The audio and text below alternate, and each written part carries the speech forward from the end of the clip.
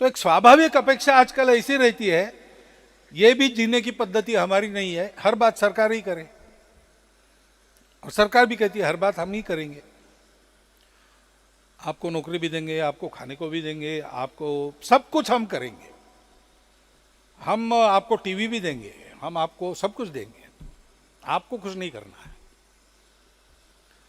ये हमारे यहाँ नहीं था। उसके बदले में जो राज्य है वो पूरी संपत्ति अपने हाथ में रखता है। हमारे यहाँ ऐसी पद्धति नहीं थी। हम लोग स्वायत्त शासी थे। राजा के लिए सीमा का संरक्षण, कानून सुव्यवस्था, ये दो बातें थी, और कहीं पर कोई अधर्म करता है तो उसका निर्दालन, ये उसके कर्तव्य थे।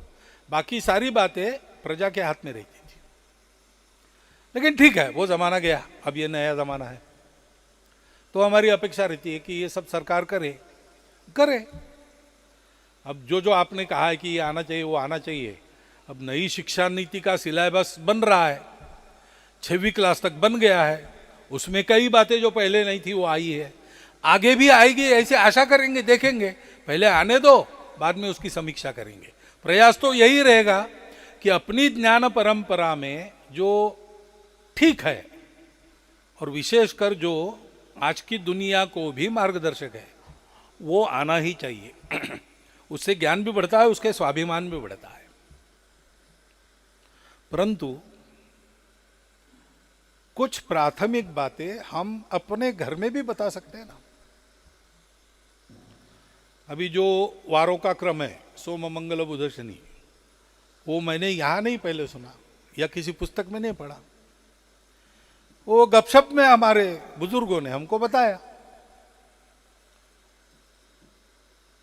शनि गुरु मंगल शुक्र, और उसके बाद वो क्रम बताया और कहा कि वो होरा पहला जिसका होता है उसके नाम का वार होता है, उस क्रम से गिनो, 7 7 28 हो जाते हैं, 2 बचते हैं, 2 लांग कर जो होता है वो दूसरा दिन होता है।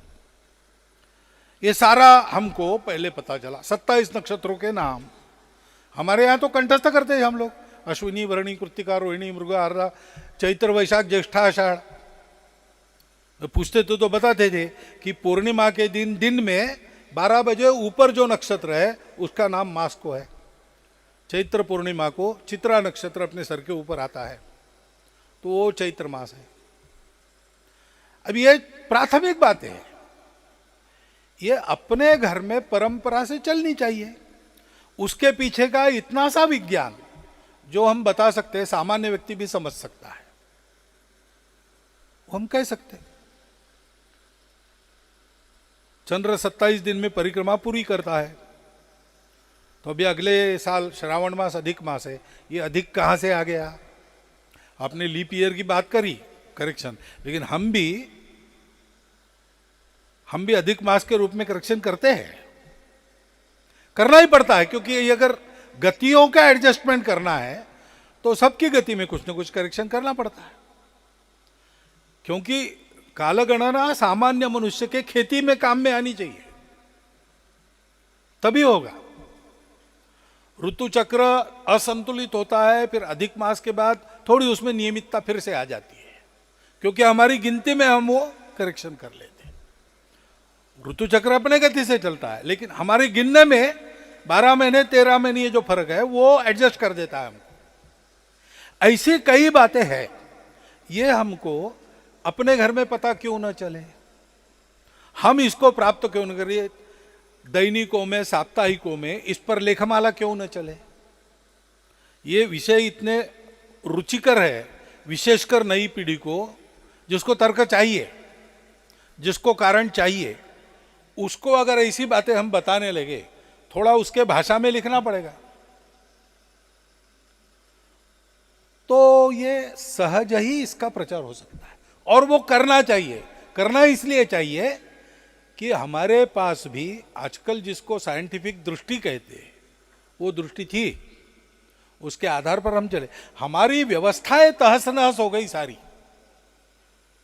हमारी ज्ञान की परंपरा खंडित हो गई, आक्रमणों के कारण हम बहुत अस्थिर बन गए। और अपने आक्रमण को पक्का करने के लिए इसकी स्मृति भी हमारे मन से विदेशी शासकों ने मिटा दी। इसलिए आज की हालत है।